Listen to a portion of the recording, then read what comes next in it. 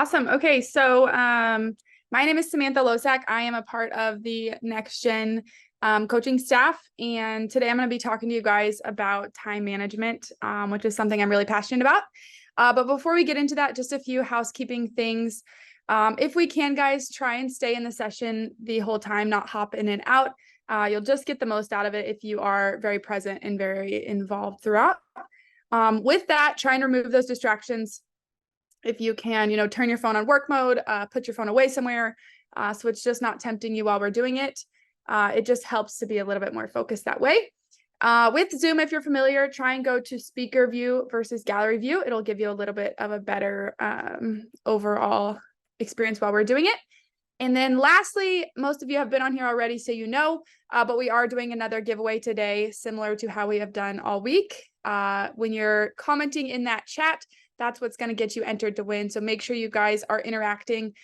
This session is going to be pretty interactive. When I do it, typically it's very much talking back and forth. So I'm going to try and utilize that chat quite a bit. So it'll give you guys lots of chances to win the prize for today, which is a prize from Next Gen. And it is going to be a free 12 days of Christmas packet. It's something that we push the first 12 days of December that really pushes lots of customer engagement and things like that. So that's going to be what we're going to be giving away at the end of the session today. You do have to be present on here, and we'll do it at the end. So make sure you guys stay on here. Don't hop off until after that so you don't miss out. And with that, I think I will share my screen here and I will get going. Also, don't forget, guys, that chat is there for you. So ask any questions throughout, and I'm going to try and keep checking back and forth on my screen to see everything and make sure that I am doing that for you guys. Okay. So we're going to talk about how to get more in your day, just how to manage your time like a pro, right? How to get the most out of every single second that you have in your day. And just a little bit more about me. Most of you guys heard me speak yesterday, but I wanted to go a little bit more in depth. I think it helps understand how I have to manage my time so well because of this.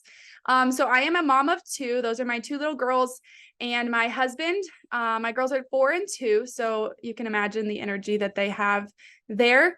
I also own another business with my mother. We own a online in-store clothing boutique. I obviously have my gym. And then my husband is a farmer. And for anybody who knows, farmers, they work very hard. He'll be gone for, a month when it's harvest time, and he'll be home at 3 in the morning and he'll leave at 7 the next morning. So I don't want to say absent because it's not by choice, but he's very busy and it leaves me to do a lot. And then lastly, I'm actually working on opening another business right now, opening a swim school and a preschool. So just for some perspective that I have a lot going on and I could very easily let that take me over, but I work really hard to manage my time and make the best of it so that every part of my life gets the best of me, and every part of my life is as successful as it can be. So today our goal is just to learn how to manage our time better. And like I said, make every single minute count, because going right into my next thing here, you'll never find time for anything. If you want time, you must make it. So there's always going to be something at the bottom of your to-do list. We'll never get it all done. But the key here is we have to make time for the things that are going to help our business the most, and for the things that are most important to us. So we have to be able to prioritize and see what is the most important and what is the most pressing to be done first in order. So looking at time management, right? It really is a cliche because we can't change the number of hours in a day. You got 24, and what you do with it is up to you. So using that time is the key here. So what we're going to do here first is look at what consumes your day. So I really encourage everybody to get in the chat. You can even send it directly just to me or to the whole chat if you would like. I want you to let me know the top 5 things that take up your day involving your business, right? So whether that's teaching classes, maybe it's putting out fires with not real fires, right? These are metaphorical fires. Social media, maybe it's sitting in the office doing front desk work, whatever it might be. Try and think of those top 5. And I'll give you guys a second here. Even if you're struggling with 5, maybe do your top 3, right? Just so we can kind of see what we've got going on here. And as you guys are doing those, I'll kind of drop those in so we can all hear them. So social media, answering parents, teaching classes, parent communication, classes, social media, replying to emails, creating private schedules, coaching teams, answering emails. We're seeing a trend here. Social media posting, front desk, teaching classes, coaching, answering emails, private staff communication. So what we're kind of seeing here, coaching teams, front desk, I'm seeing a trend of a lot of these things are things in our business. So what that means is those are the things that are the day-to-day of running our gym, but they're not necessarily taking our business to the next step. So look at those things on your list and look which ones are really working on your business. They're, developing programs, they're training and development, anything that's going to help your business actually grow versus just keep your business consistently running. So if anybody wants to let me know how many of those things that you just listed do you feel like are actually on your business? And looking at the trends here, we're going to see most of them are in the business tasks, which is what I predicted and kind of why I did it this way as well. A few more came in, parent communications, past due accounts, schedules. Yeah, very typical. Does anyone feel like the majority of their tasks are on the business on a day-to-day basis? And by on the business, those would be, again, like I said, program development. Maybe you're doing numbers work, digging into your gym's business numbers. Maybe it is working on improving your lesson plans. Maybe it's helping empower your managers to do a better job. Anything like that. Yeah, strategy, staff development, future planning. Those are all good ones. Working on your strategic priorities. That's coming up with fourth quarter coming up. Any others before I kind of move on here? My key with this was pointing out, we have a lot of hours in a day, right? But we only have a set number. And sometimes we get stuck in the mundane of doing all of the day to day. And it ends up kind of taking all of our time. And we therefore don't have the chance to get out of that cycle we're kind of stuck in.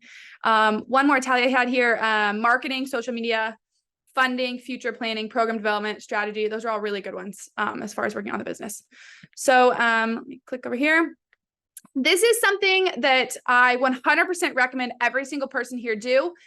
With saying that though, you're not going to be able to do it right now. This is going to be something I want you to take notes on and start it the second you get off of this business call. What you're doing right now, guys, this is considered working on your business. You're doing something, you're taking a step to make your business grow and make your business better. So continue that, use that momentum to be encouraged to do this challenge I'm talking about here. So what I want you to do is go really quick and buy some stock and sticky notes. So you have about 1,000 packs because that's probably what you're going to want. But realistically, we need a couple things of sticky notes here. I actually have some right here, right? So just a couple things of sticky notes. And I want you to track your tasks for 2 weeks. Everything you do. That being said, if you're somewhere where you don't have your sticky notes with you, you can write it on your phone and then later translate it to a sticky note. But we want to make sure every task is getting written on a sticky note. It'll feel like you're killing a few trees in the process, but we want to see it all laid out so we can really see what's taking our time. If you're doing the same thing every day, write it down every day. We don't want to just put emails once, because if emails are happening every day, it's taking more of our time than just one time, right? So write all of this down for 2 weeks. Make sure every single one gets on a sticky note. From there, and again, this is all metaphorical right now, guys, because we haven't done it yet, but make sure you're taking notes on this so you can do it later. We're going to make 3 categories, okay? Before we do that, though, I want to tell you 2 things. It's important to remember you're not the best at all things. I know sometimes it feels like that, but knowing what we're best at and what we can do the most is key so that we can know what we want to delegate and what we want to give away. The next thing to consider when we're talking about all those tasks you guys were listing off that were kind of in the business, kind of recurring tasks, is what is the cost to your business when you're doing those things rather than working on these bigger tasks and like projects that could be making your gym more money. So just think about that when you're kind of looking at these tasks as we go. So there's 3 categories we're going to break these into, like I said. First, we want to look at the sticky notes that you can give away very easily. These are the things that don't take much additional training for your staff, or maybe your staff already know how to do, you're just doing it anyways. I know that's me sometimes. I'll see an email and I'll be like, oh, I can just reply to that. but my staff know how. I don't need to be doing that. It could be cleaning. Maybe you're seeing that you're cleaning every night. Facebook posting every day, coaching all the time. And that's not to say that I'm above any of these things or that you're above any of those things. Absolutely. If I walk in the bathroom and the gym's busy and it's dirty, I'm going to pick it up. But that's just saying that I'm not going to do this every day because that's not an owner's level task that I should be doing. Same with coaching. That's not to say you can't coach at all. That's to say that we need to be very strategic in when we're coaching and making sure we're still setting aside time to also do the business side of things.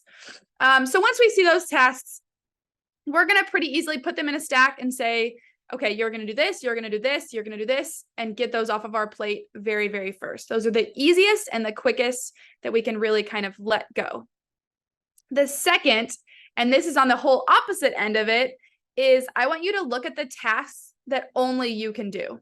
Things that are owner's level tasks that not only no one knows how to do right now, but realistically, they couldn't hardly do ever, right? So this is my owner's finances, my new program planning, strategic planning. And some of those I do involve my managers in, but generally speaking, I want my hand in there and I want to be involved in those things. So those are the owner's only tasks that I'm not going to 100% give away to any of my staff or my managers when I'm doing it. So those tasks we want to put in their own pile because we are going to keep those. We're just going to be strategic, again, how we place them in our schedule later on. And then lastly, you're going to be left with what is probably a very big portion of those sticky notes. And those are the things that we can give away. We just can't do it right now. We need to get a process made before we can give that away to another staff member. They're those tasks to train on. So we need to systemize those, then we can delegate them. And that's what we're going to talk about now. So when you're making a system, I want to say this first before I start. Systems are not very fun, but 100% systems are the key to what's given me the freedom in my business. To be able to take on all these extra things and feel like I'm not just drowning all the time. So take the time to do systems. They kind of suck sometimes unless you just really like them. There are a few people that do, but most people don't, but it's worth it. And it's just one of those things you have to do if you want to dig yourself out of the constant hole and the constant cycle of being never any higher up than where you are right now. So two things we need to make sure our systems have. And I purposely picked a very simple system here so you guys can see even the most simple things need to be systemized. So this is our greeting system, just how we're supposed to welcome someone when they walk in the door. Okay. So we need to make sure we have a why. Everyone needs to know why, especially this younger generation. They're just not apt to do something if they don't feel like there's a good reason to do it. And I don't necessarily think it's laziness sometimes. I think it's just a difference in how the generation is being raised. So right here we say, by greeting every customer, they will always feel welcome and secure, right? So that's why you need to greet people. And then the next thing is give clear and concise steps. And this one kind of doesn't have many steps. So there's not a lot to say here, but I just say, greet every customer who walks in the door, familiarize yourself with their name, their family's name, so that you can always say hi to them directly. And then I give a few examples, hi, Sally, good morning. Or, hey, great back handspring yesterday, right? We give them a couple choices so that they have examples and they know what they can need to do, right? Another example I'm going to do on the next slide is a social media one that's a little bit more in depth. But before I do that, I just want to say this here. Start with the ones that are the easiest to do, or the ones that you spend the most time on. So when you're picking which systems to start with, do one of those two things. Sometimes it's nice to start with some easier ones because it makes you feel accomplished, right? And you want to kind of keep going. Similar to, like the Dave Ramsey, start paying off the debt, and the quicker you pay it off, the better you feel, right? Same here. If you can get some systems made, get yourself rolling. A lot of my clients, when I'm talking with them, they'll be excited once they've written a few, and then that'll get them even more excited to write more. So it's the same thing here. If we can just get the ball rolling, it's going to, keep going faster down the hill. And then lastly, the ones you spend the most time on, right? Those are the tasks that you literally do every single day that makes it where you don't have time to write systems because that's all you're doing. Those are the things we also want to hit first. So looking at this social media system here, This one is actually a little bit longer. It's actually 5 pages long, I believe. And I did link this to that resources page, which they will put the link in the chat for you guys, along with the resources from the entire week. But this system, when I first gave away my social media, which would have been, gosh, I guess 4 years ago now, maybe 5, my now gym manager needed a little bit more, here's exactly what I want you to post. And so I made this for her. So it says exactly what day and on what platform to post, so that you were sure that they were posting the exact right things. As you scroll down that page, which is on that resources, so you guys can see that there. I also put examples of exact wordings to say. I put examples of what pictures not to use, what things not to say, all the things like that, so that there was no chance really of her messing this up, right? She had very exact guidelines of how to do and what to do it. And then again, we put that result statement there. So the purpose of this system is to ensure we have a consistent social media presence with purposeful engagement content, right? So by posting consistently, this will allow the marketing director to focus on sales posts, right? We don't want to be overrunning the page, but we want to be posting a little bit. So I want to make sure again that I'm telling her why I'm doing that. Sorry, there was somebody that was at the door putting a check through the door. So I want to make sure she knew why social media was important, because at the time I gave this to her, she was 20 years old and she might not have realized why marketing was so important. And so I wanted to make sure to really dial that in for her there. Another example here, and this one's so funny, I always share it because when Danielle said it, I thought it was hilarious. But she had a system for making coffee in her gym. They just have free coffee for members, right?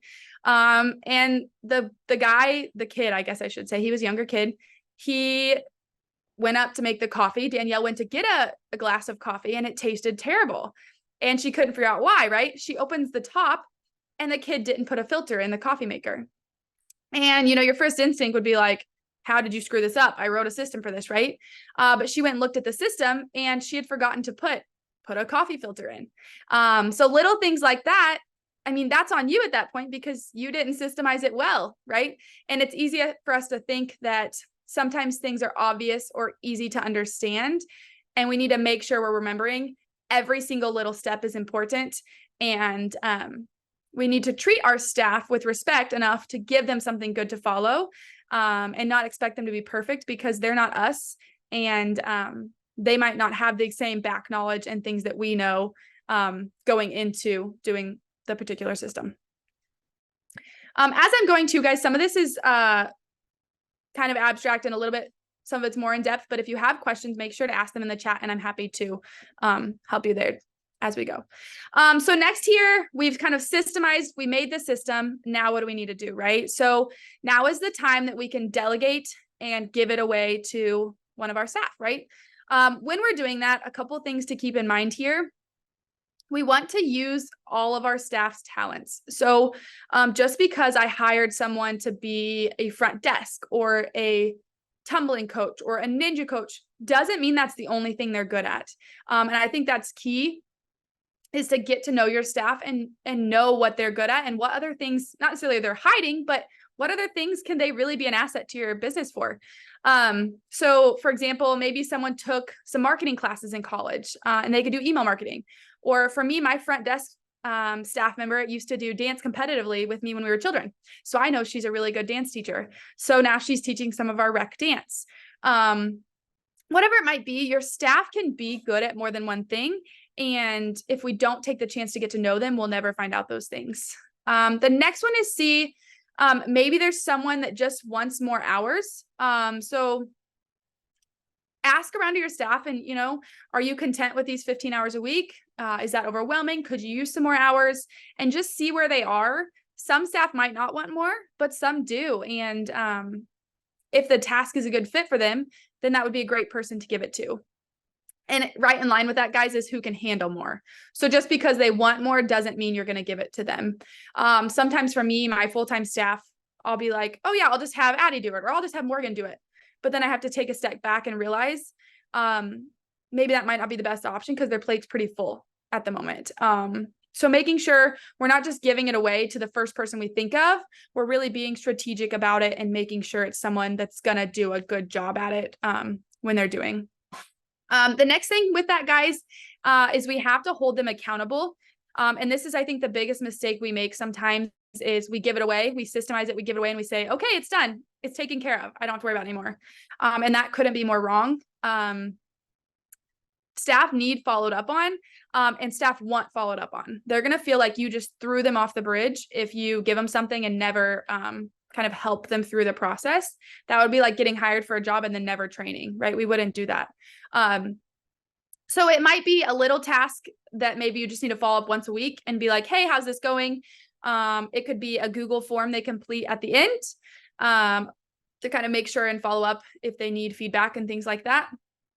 Whatever it might be, just make sure there's a way we're holding them accountable, making sure they're doing it, especially if it's something that's going to become a recurring task. It takes a while for that to become a habit. I used to say 30 days, but actually I was reading a book last night and it said it takes 66 days to create a habit. So it's actually longer than I even thought. So we definitely want to stay on things for, it looks like, at least 2 months, right? To create that habit and make things feel like they're kind of more natural and just going to flow without having to think about it as hard. And then kind of moving along here, we're kind of out of that. You know, we've systemized, we've delegated, we gave things away. And now what do we do with all this extra time? And how do we best use that new time that we have? The first thing here, guys, is know your goals. The best way we can plan ahead is to have a goal in mind. So know your path, know what you're aiming for, see that thing way up here that we can kind of look for, and visit them often, right? So this helps us make sure when we're pulling those tasks we want to do, that they're in line with our goals and we're not just picking maybe the easiest tasks or the most fun tasks, right? We're picking the ones that should be a priority in order to reach our goal. So just here, you know, start with your annual goal. Say a year from now, I want to be here. You know, I want to be spending every evening home with my kids, or I want to be making 20% more revenue, or whatever it might be. From there, break it down. So if I want to do that in a year, what do I need to do in a quarter? And what do I need to do in a month? And what do I need to do each week? And what do I need to do every day, right? The more we break down our goals, the more realistic they are, and the more we can really hone in on them and focus on our tasks as we're going. Okay, and this one, I know this seems obvious, but this made such a big difference for me. And that's just start your days off right? So if you're starting your day off stressed, you will never mentally recover until the next day. Like, you just won't. You might turn it into an okay day, but your day is not going to be as good if you don't start it on the right foot. So whatever it may be, come up with, sorry, my chair is very squeaky, by the way, come up with some sort of morning routine. So for me, and this is crazy because I'm not a morning person, but it's getting up at 5 a.m. I go to work out, I come home, I get dressed, I get ready before my 2 kids wake up. And as much as I hate the mornings, I love the sheer fact of having like 30 minutes of peace while I straighten my hair, right? You wouldn't think those are important until you have kids, and then those things become important for you. Maybe it's something else though. Danielle and I were talking about this the other day. You know, her kids are older now. So for her, she gets to sleep in a little bit, and that's okay, right? It doesn't have to necessarily mean a super early morning. Maybe it's just coffee. Maybe you sit and do a devotional every morning. Maybe you listen to Dan's podcast every morning. Those are, 10, 15 minutes. They're perfect.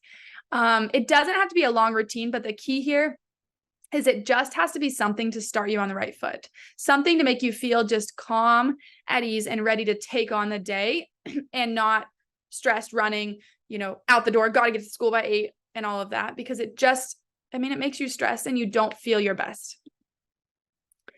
So with this, Danny said here, my days have been more productive and calm since I started implementing a morning routine. It seems silly, but it has made such a big difference. Yeah, I agree. I never thought it would make a big difference until my coach kind of told me to do that. And it really is, it's crazy how much calmer you feel and just how much calmer your mind feels so that it can focus on what it needs to do. Okay, so creating a schedule. We need to have all of our time documented and planned. Because if we don't, naturally, we're going to kind of like fall into doing different things that seem important at the time, like 2 hours worth of emails. Or I haven't dove in there yet, but if you're a TikToker, maybe you do 30 minutes on TikTok, right? if we don't have our day plan, that's what's going to happen. Okay. It can be one of two ways, paper or digital. It really doesn't matter. I personally love handwritten calendars. I think they're beautiful. But I can't have one anymore because it doesn't work for me. When I was in high school, college, I was like a paper calendar queen. It was the cutest thing ever. So organized, all of that. But it made sense because I always had a backpack. My planner was always in my backpack. I never forgot it, right? Now that's not so realistic for me. Again, I have 2 kids. I'm always going 10 directions. Sometimes I work at home in my office. Sometimes I work here in the gym. Sometimes I work at our boutique. So I just would never remember to have that planner. I've now switched to using my Google Calendar, and it's really worked out well for me. I think it's just what works for me in this stage of my life. That's not to say later I might go back to a paper calendar. But the key here is it's okay to do one or the other. One's not better than the other. You just have to use whatever you're going to stick to best, that the one you're going to actually like follow, not just fill it out and then not look at it again. And like I was saying, it can ebb and flow with your life. Whatever phase of life you're in and it feels right, use that. And 5 years down the road, if it doesn't feel right, switch back to the other one. It really doesn't matter there. Okay. From there, we're going to time block our entire week. Okay. So I typically do mine on Sunday, usually Sunday, actually, when I'm laying in bed, which is funny. It's just the time that I always want to do it. But I literally just look at my calendar and I set aside time for each of my businesses. Because by Sunday, all of my appointments and all of my coaching calls and all that are already in there, I know exactly what time I have available. And right here's an example of just one of my days. So, from 8:30 to 9:30, I'm working on Quantum's number work. That means for my gym, I'm pulling my reports for the week. I'm doing, filling in my big sheet for my next gen coach. All of those things. Sorry. I've got my weekly check-in with one of my managers. So I do one-on-ones with all of my managers once a week, just to get a chance to interact with them and feel like they have a chance to communicate if there's things they need to communicate on. Record videos for next gen. I plan my lunch even. So I know these are the 30 minutes I'm doing lunch. My coaching calls are in there. I've got 30 minutes to work on next gen stuff to, update stuff for my clients and things like that. I have strategic planning time. And this literally, guys, this is just a time I kind of look at what's going on and say, how are my strategic priorities going? What do I need to change? What are my priorities going to be later? It just makes me get in that mindset of this is what I'm doing. And then I have set aside time for email and follow up, right? So that's email, Facebook message, anything like that I need to communicate. And then Quantum, that's actually ends up being like a communicating time. I'll just be in the office and kind of interact with parents because they do still want to talk to me sometimes, and it's nothing important. Usually it's just having some communication, like face-to-face time with them. And then up top, I put all of my bills in there as well as red at the top of the day. So I know when bills are due to go along with that. So just having every minute of your day. And then if you guys look, I'm done by 4:30, and that's when I get my daughter from after school care. I go pick up my other daughter at the babysitter and we're done for the night. So by planning out my time so strategically, I'm still able to be done to go get my kids and spend time with them at night, because that is one of the biggest priorities for me. As much as they drive me crazy, I don't want to miss out on time when they're little, because that's something you can't get back. If you have little kids right now, make sure you're taking the time to spend with them, because they're only little once. And, I'm already seeing my one's almost 5 now and they'll be gone. Right. So plan that time. If you have to put it in your calendar, time with my daughter, put it in there so you don't miss out on that time. That's so important to have with your kids. Okay. So from here, these are just some things that I think are very helpful in keeping me on track and helping me kind of follow my goals. So Trello, if you're not familiar with Trello, it's great for recurring tasks as well as kind of shared tasks between other staff. You can give due dates to items. You can check it off when you're done so you can see what the progress is, what still needs to be done. I can assign stuff to my staff that way. It's just a really good one. And I'll show you guys some pictures of these here in a second. The next is checklists, which again, I wanted to reiterate, if Trello is a great, computer one for you, maybe you're a paper person, a paper checklist is just fine. The one thing to make sure with paper checklists is that we're ranking those tasks so we don't get lost in that never ending, like 30 thing long checklist. And we're we're marking some off, but they're the more mundane tasks that aren't actually as important. Something I wanted to kind of note, which is just something that I love, is knock stuff. They make really good pad style checklists. I love them because I can just do one for the week, peel it off, and then start a new one the next week. And then of course, if you like digital, Trello is a really good option, or the notes on your phone is even a good option for a digital checklist. And lastly is the Pomodoro app, and I'll show you guys what that looks like here in a second too. But if you're someone who struggles to stay on task, this could be helpful. It essentially gives you amount of time to work, and then it gives you a built-in break at the end as you're going. So looking at Trello, guys, and this is actually Danielle's Trello board only because it was convenient to grab at the time.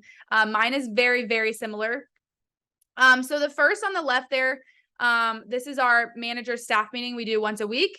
We have a set little script that we use, and we just kind of go through all the things going on, pro shop, all-star director, office manager, and just see what's going on. We can assign tasks in there to each other, making sure we stay on task for the week.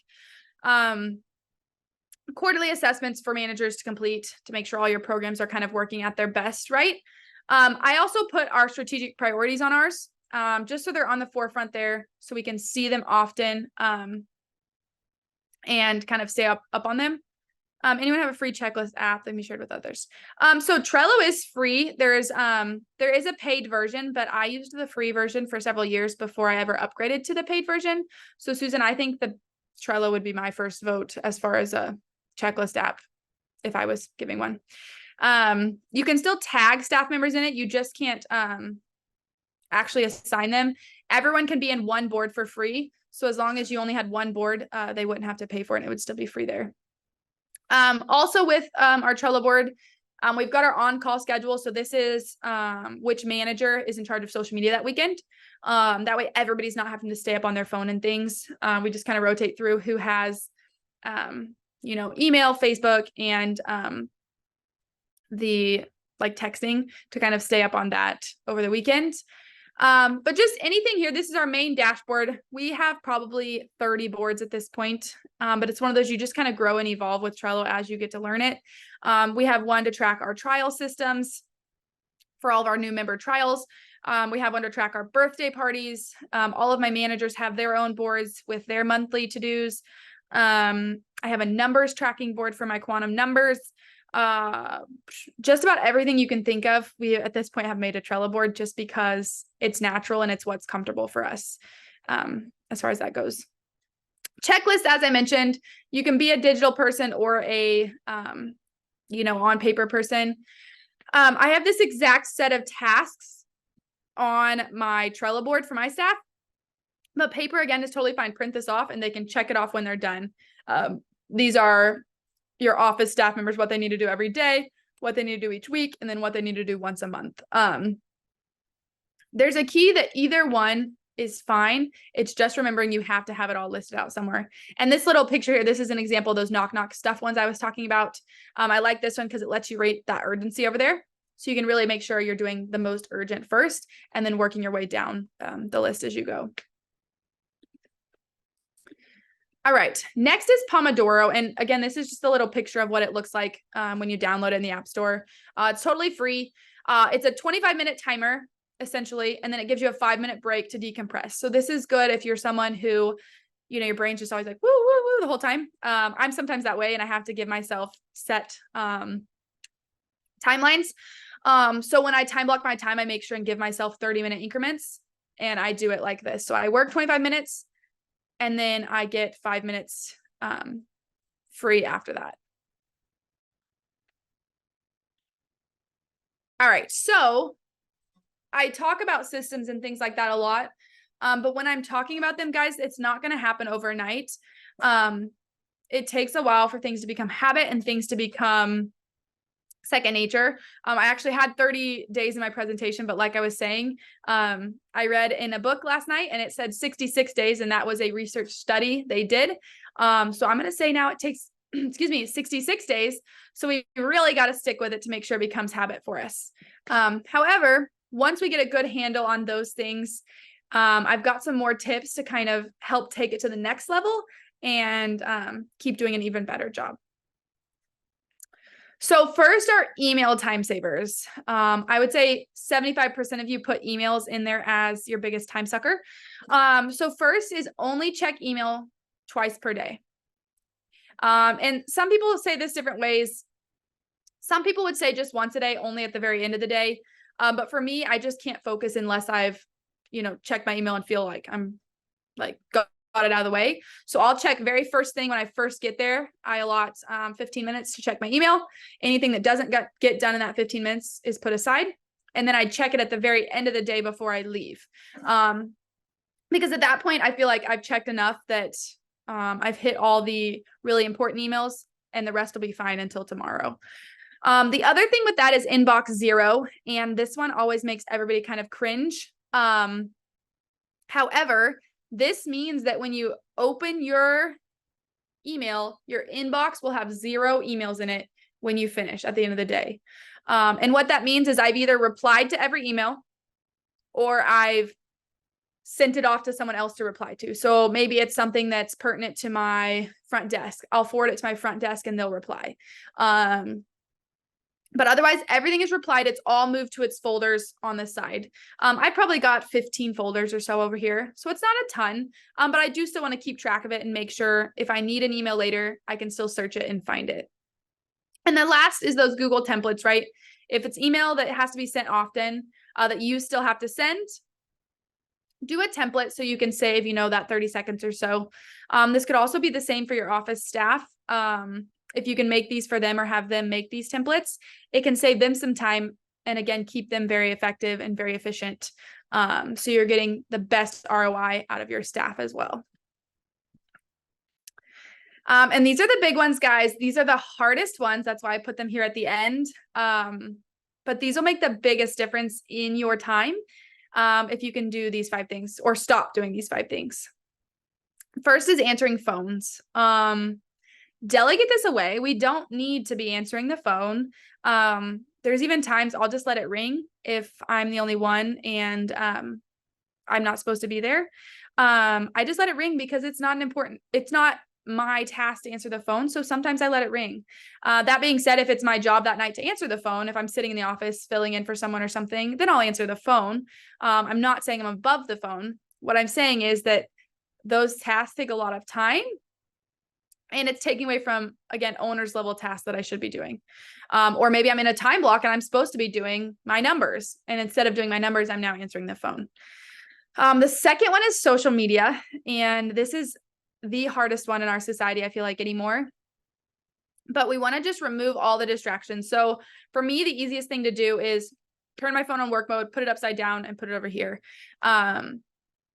Try and close your social media completely. The only excuse for that is maybe if you have to have Facebook Messenger open for, the business side of things, or you're doing ads or something like that. But even then, try and keep your tunnel vision on and only look at what you need to be looking at and not, the 500 posts that people are posting that are just ridiculous stuff that doesn't really matter. And again, if you can delegate even that away, that eliminates that distraction completely. Just to not have to worry about it at all. The next one, guys, is you are not in charge of running by someone else's schedule. You set your schedule and you do what's best for you. Maybe it's a parent comes in, hey, I really need to talk to Miss Sam right now, right? My staff would say, hey, sorry, Sam's busy right now. However, if you want to schedule a time for later, we can do that, right? You're not at their every beck and call, right? They are going to respond to your schedule because you set your schedule because you are an owner and you are in charge. That could also be, I know a few times on some of our coaching calls and things, people have mentioned like maybe they have a shared office and I forget who it was, but she said her staff was always coming in. So she put a piece of paper one day and made a check every time someone came in and interrupted her. What doesn't seem like a big deal because they were just little like random questions. However, at the end of the day, there was like 20 times staff had came in and interrupted her work, right? And every time you get interrupted, your mind changes paths, right? You can't multitask and it just ruins your path. So make sure you're staying on your schedule and everyone else has to abide by the time that you provide for them. Now that's not to say, again, there's always exceptions to these. Maybe there's an emergency. A kid has a bad injury or like a parent has to talk to you. Maybe it's a, misconduct, something like that. Those things still happen. I'm not to say you never make exceptions, but generally speaking, this is what we're going to do. The next one, again, we've kind of mentioned, is distractions. Kind of the same as what I was just saying. Shut your door, lock yourself in and get your work done. When I was first starting with NextGen, when I was just getting business coaching 5 years ago, it would have been, she just said to me, can you find one day a week that someone can watch your baby? Because Shipley was a newborn and newborns are a lot of work. And I said, I don't know if I can do that. And she's like, find one day. And sure enough, I found one day that my mom watched her for me. And I was so much more productive just to 100% dedicate myself to my computer, to my work, and not having to, worry about my baby at that time. So if you can, try and get distraction-free work time. And then lastly, and this is the hardest for me, and I'm sure it is for other people as well, is saying yes. Stop saying yes to everything. Learn to say no. And in line with that, learn to ask for help. You are not able to do everything. There are times you're going to have to say no to things that you might want to do. But again, like I said in my presentation yesterday, sometimes it just means no right now. And sometimes you're going to have to not do things that might sound like a good idea because you just don't have the time in your schedule to fit it in.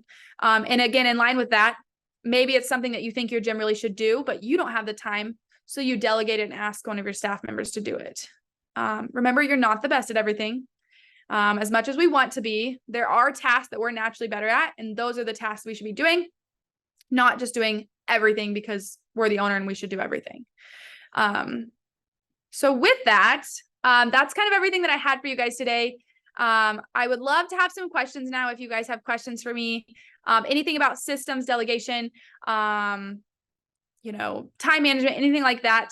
I'm happy to answer those if you guys want to drop those in the chat.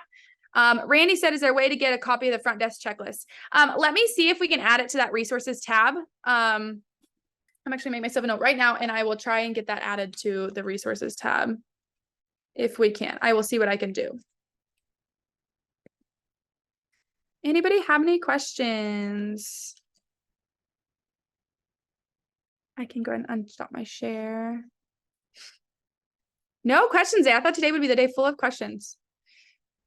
Anybody? I'll give it a little bit longer. But the key, guys, with this, just remember, this is a marathon. It's not a sprint. You're not going to give everything away in a day. Just start making it a priority to, get yourself 5 more minutes, then 10 more minutes, and slowly you're going to find more and more time in your schedule that's free for you. I struggle with feeling like everything is urgent. Any tips on how to prioritize your tasks? So first thing with that is I would say, look at your goals and see what most aligns with your goals. Another thing with that is I would look at, sometimes tasks that seem urgent are actually just tasks that need done, like they're mundane tasks. So those are the ones that I would almost try and give away first, just to get that urgency feeling off your chest and feel like they're not hanging over your head all the time, to kind of feel like you have the space to really prioritize what you need to do. And then sometimes, like I said at the beginning, you're not going to get every task done. You really have to think what's going to grow your business the most. And those are the tasks I would stick to the most. What would you recommend for someone without a front desk? I do it all and sometimes leave feeling crazy. I would recommend getting a business coach and getting to a place where you can hire a front desk staff, because those are the examples of those tasks that 100% will take you over. I'm guilty of that. When I first started my gym, I would be up until 2 a.m. I might be at home, but I was still up doing, all of the just recurring tasks that had to get done. And I was the only one to do them. So, I do understand that feeling, but honestly, the best advice is to get a business coach that can help you get to a spot where you can hire a front desk, or maybe it's an assistant, whatever it might be, but someone to take those recurring tasks off your plate. Emily says, is there a list of the most important things to systemize? I know there's so many things to systemize, and then I feel scatterbrained. So in the academy, we do have, with our Kickstart level, when we're starting out, we do have our top 10 systems we start with. But generally speaking, for you just to pull them off your list, I would look at this sticky note task when you do it. Look at the things you're doing the most, and those are the ones I would start with. From there, I would then go to the ones that are the easiest, opening your gym, closing your gym. What are things that everybody has to do that you would like to all be the same? Answering the phone, talking to parents, emails, I mean, the list can go on and on, but it's going to be a little bit different for everyone. Because what you spend the most time doing might not be what I spend the most time doing, as far as that goes. Social media is another good one to give away. Cleaning is another good one to give away. Not very hard to give away. And again, you guys will get that social media system. Don't forget to go on there to those resources and snag that social media system. Change it a little bit to fit you, and you'll be ready to give social media away, which if you're like me, that one felt great because it takes so much time for me. Any other questions before I move into our giveaway here?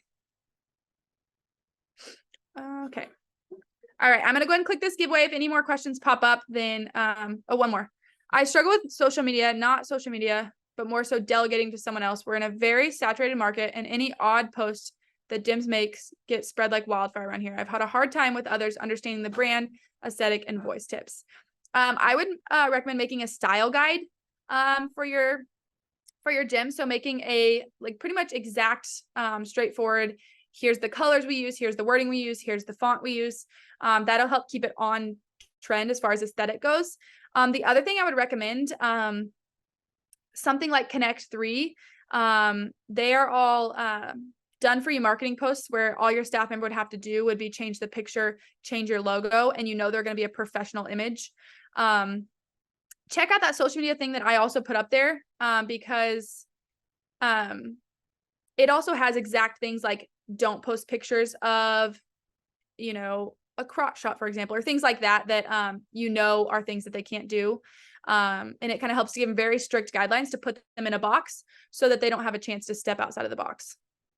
Yeah. And same with Canva does have it where you can save your colors on there as well. Just know the little code and then it's saved. And so then they can't do anything else with it. I find it difficult to balance good customer service by being available to parents, but on the flip side, I can never get things done because I'm too available. So what I would recommend is making a Calendly for yourself and having a set number of office or parent hours where parents can book times with you. But then aside from that, the other thing I would recommend is just, I don't want to say hiding, but kind of hiding. So for me, when I'm here, if I don't want to be available to parents, I'm not in the front office here where parents can see me. I'm in the back office so that people can't get to me, right? I think if you're out there and available, parents are going to want to ask you. The only thing you can do at that point is just say, hey, I would love to chat with you more. However, I'm working on this right now. Could you schedule a time, to do this later? So it makes them feel important still, but lets them know that you do also have priorities and tasks to get done. Yeah, Molly said in addition to a brand style guide, they have a content style guide at Jackrabbit. So things like that, it takes time to set up. But again, once you set it up, then you don't have to keep going back over and over and over. So that goes back to that systemizing. It's not the funnest to do in the moment, but it's going to free up that time for you eventually in the future. Okay, let's go to the question asker now. Let me share my screen again. Okay. We are going to click this guy. And again, this is anybody who's commented today during the presentation. Oh, it's right on the end. Who's it going to be? All right, Kayla Davis. It looks like you're the winner of that 12 Days of Christmas. They are going to drop that email in the chat. You'll need to email NextGen to snag that prize. So make sure you don't forget to email them. If there are no more questions on here, guys, oh, yep, and they just tag you that email. If there are no other questions, I just wanted to say thank you so much for being here on behalf of both NextGen and Jackrabbit Cheer. This was really fun for us to get to present for you, and I hope you guys all got some good knowledge out of today. The recordings will be available. They're going to send them over. So if you happen to miss a session throughout the week, you will have access to all of those. They're also dropping some links for you guys. Don't forget to check those out. You can book a call with NextGen to see if you think the Academy could be a good fit for you. If you just want to take your business to the next level and kind of, quit being in the same recurring spot that you are. There's also links to all of those free resources I mentioned that you guys can check out there. Our San Diego conference is coming up in January. It's going to be super awesome. There's a great lineup of both skills tracks and business tracks. Dan's podcast is linked there as well. It's super fun to listen to. I do it every week when I mow my lawn. Jackrabbit Cheer has a link here where you can learn how to save time with automation, again, to help pull things off your plate and give you more time to do those tasks you need to. They also have where you can start a free trial with them, or if you just want to do a demo to kind of see if Jackrabbit Cheer could work for you. And also, if you already have Jackrabbit, they also have check-in calls where you can just check and see, what things they have to offer that can maybe help Jackrabbit be even more of a resource for you. I was just learning things in Molly's session Wednesday, and then in the session before when she was showing the different reports and things. So there's always more to learn, and I think that's the key with that too. But thank you guys so much, and I hope you guys got something out of this week, and we will see you guys soon.